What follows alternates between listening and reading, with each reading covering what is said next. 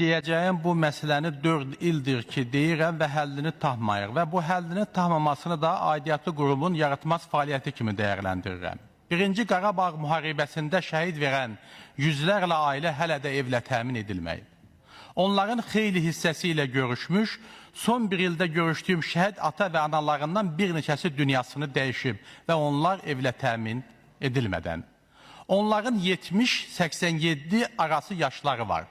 Xəstə, əldən düşmüş, qocalıqdan belləri bükülmüş, bir çoxları yatağa məhkum olmuş şəhid ata və analarıdır. Ağrılı cəhət budur ki, bu şəxslər dünyasını dəyişəndən sonra ailə ev almaq və şəhid statusu hüququnu itirir. Belə çıxır ki, Sosial Təminat Agentliyi gözləyir ki, onlar dünyasını dəyişsinlər, bu agentliyin də canı qurtarsın evlə təmin etməkdən. Niyə ən asan və həm də humanizmdən kənar yolu seçirlər, başa düşmürəm. Axı onların evlə təminatına bütün maliyyə imkanları da var. Yenə bu günlərdə İmişli rayonundan bir şəhid anasının videosu yayılıb.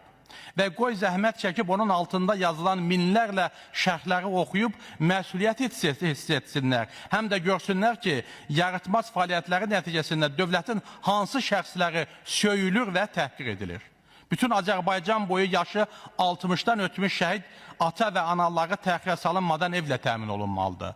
Cavan yaşlar gözləyə bilər, amma onların həyatı bitib. Heç olmasa son günlərini normal vəziyyətdə yaşasınlar. Həm də dünyalarını dəyişəndə narazı və gözləri açıq bu dünyadan getməsinlər. Vallahi onların naləsindən ziyan çəkənlərdən olaraq.